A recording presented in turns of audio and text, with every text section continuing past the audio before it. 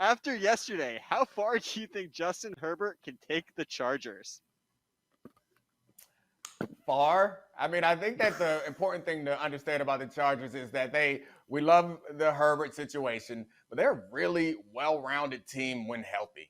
And they have real deal playmakers on defense, and Derwin James and Bosa, and then they got Asante Samuel Jr., who's a rookie, but he seems to be coming into his own as a cornerback. Like, I think that is what's more impressive than just the way that Herbert's playing. Obviously, he's out of this world, but you add to it that Rashawn Slater, rookie offensive lineman who's outstanding, and great Pro Bowl level talent at receiver. Like, it's when you look at this team, this is not a team that should be hiring a first-year head coach based on the talent that they have. Like, he came into a great situation, Brandon Staley, and he's doing a good job with it.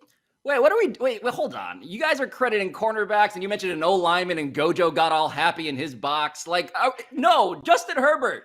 The story, I mean, how... Can we just give that guy the evaluation that he is due, the evaluation that none of us gave him before the draft? Because we're living in a world where Mike Tannenbaum is rightfully taking victory laps on a white horse, declaring that he is the guy who saw this, and I don't have anything to say to him. Like, yes, what a terrible day for people who like to say, "I told you so." If you want something to say to Tannenbaum, you can bring up his actual track record when he was making these decisions. Like, if you want to deflate Tannenbaum, you could do that. But yes, I'm proud of him for this Herbert take, because man, he is dining on that puppy. He deserves it. He's gonna eat on this Herbert take for years. Yes. He might get a job off the strip of this Herbert take. Yo, that's what I'm saying. Like, forget the Jets. No, Justin Herbert saying that he was good is actually more valuable than years running a pro team.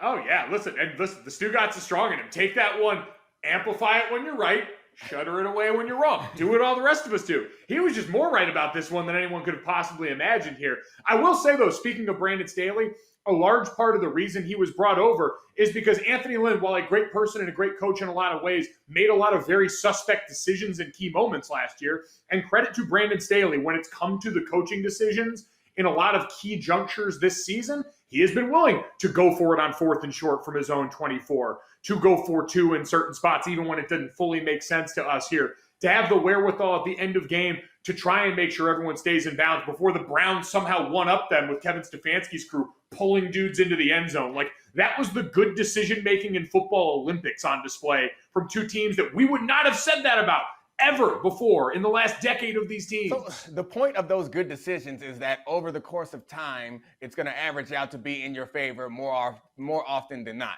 So my question for you is, would us media and fans have the same respect for Brandon Staley if those decisions had cost him games? Like, he's converting them right now, so we're happy about him. So let's say that they are 0-4 right now, but he's making all the right decisions. Are we still like, man, this is a coach for the job? Well, that's I mean, the 7 of 8 on 4th down conversions, the fact that they are so good on 3rd down also, like, I want to credit situational brilliance. I want to credit Justin Herbert for being so good on 3rd down, but you're right. There will be a reckoning, and who's going to be waiting? All of the people who like to call me a nerd. That's who's waiting for all of this to regress. Thanks for watching ESPN on YouTube. For live streaming sports and premium content, subscribe to ESPN+.